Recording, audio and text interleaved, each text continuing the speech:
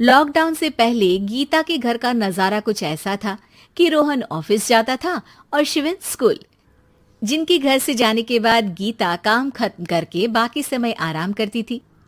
लेकिन लॉकडाउन के बाद ऑफिस और स्कूल घर में ही खुल गए और इससे गीता का हाल वो तो आपको देखने में ही मजा आएगा।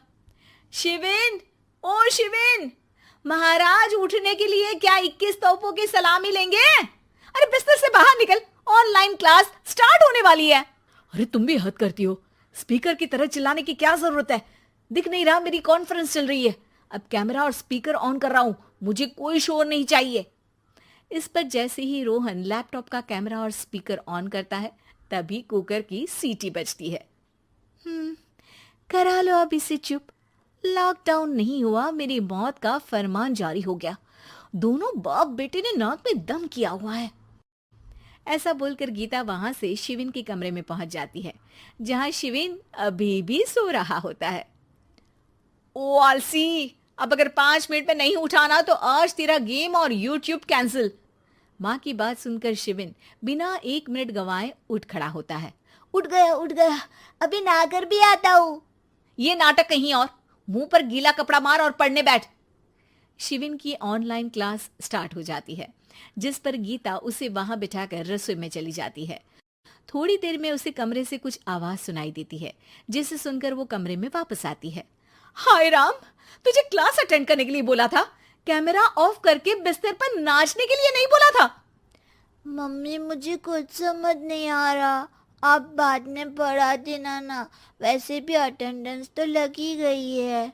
हाँ हाँ बेटा, जरूर बन जा। तू अभी से हम सबका बाप बन जा। अरे नहीं मतलब कहाँ से लाते हो इतना दिमाग, और पढ़ाई करते हुए ये चला कहाँ जाता है? नाइस क्वेश्चन, दिमाग से पूछकर बता दूंगा। शिविन की बातों से परेशान होकर गीता उसे मारने के लिए जैसे ही आगे बढ़ती है तभी वो कमरे से बाहर भाग जाता है। अब शिविन आगे आगे और गीता हाथ में चप्पल पकड़े उसके पीछे पीछे पूरे घर में दोनों घूम रहे होते हैं। इसी बीच वो रोहन के पास पहुंच जाता है और शिविन को मारने वाली चप्पल रोहन के लैपटॉप पर जाकर गिरती है। ओए माँ! मम्मी, अब पापा को चप्पल मार रही हो? वो आज तक के रिपोर्टर, चुपचाप जाकर क्लास अटेंड कर ले, नहीं तो अगली तेरे पीछे लगेगी। इस पर शिविन वहां से चला जाता है, जिसके बाद रोहन गीता से कहता है, इस सर्कस के लिए कुछ बोलना चाहोगी? अरे क्या करूं, जब से तुम दोनों घर में रहने लगे हो, घर अपने आप ही सर्कस बन गया है और मैं तुम्हारी नौकर। कभी बेटी को संभालो तो कभी बाप के नखरे उठाओ। इन्हीं सब उथल पुथल में दिन बीतते रहते हैं, जिसमें हर रोज घर के अंदर कुछ नया सियप्पा खड़ा मिलता है, जो ज्यादातर शिविन और रोहन की ऑनलाइन स्कूल और ऑफिस से रिलेटेड ही होता है। एक सुबह, शिविन चल उठ, आज की क्लास जल्दी है। कैमरा ऑफ करके आप अटेंड कर लो। अरे ऐसे छित्तर पड़ेंगे, दादी नानी सब एक साथ याद आ जाएंगी। गीता की लाख मशक्कतों के बाद क्लास तो खत्म हो जाती है, लेकिन उसके बाद शिविन फोन इस्तेमाल करते हुए इंस्टाग्राम रील बनाने लगता है। रसोड़े में कौन था? तुम थी, मैं थी, कौन था? कौन था? हाँ, मैं गरीब हूँ, मैं गरीब हूँ। अरे ओ गरीब के बेटे, आजा, मैं बनाती हूँ तुझे गरीब। मैं बताती हूँ रसोड़े में कौन था। पढ़ाई करने बोलो तो इनकी माँ मर जाती है, और ये पागलपंतियां जितनी मर्जी करा लो। गीता शिविन को डांट रही होती है, तभी रोहन बीच में बोल पड़ता है। अरे बच्चा ही तो है, इतना गुस्सा क्यों कर रही हो? बेटे का साथ देने की इसी एक कोशिश में अब शिविन के साथ साथ रोहन भी गीता के गुस्से की सूली पर चढ़ जाता है। अगर बेटे पर इतना ही प्यार आ रहा है तो इसे क्लास अटेंड क्यों नहीं कराते, इसका होमवर्क क्यों नहीं कराते? उस समय तो बहुत जल्दी मीटिंग आ जाती है, वो काम मैं करूं और यहाँ इस बेफिजुली की चीज में तरफदारी करके बन जाओ महान। हे भगवान, कोई तो इनके ऑफिस और स्कूल खुलवाओ, मैं इन्हें और घर में नहीं सह सकती।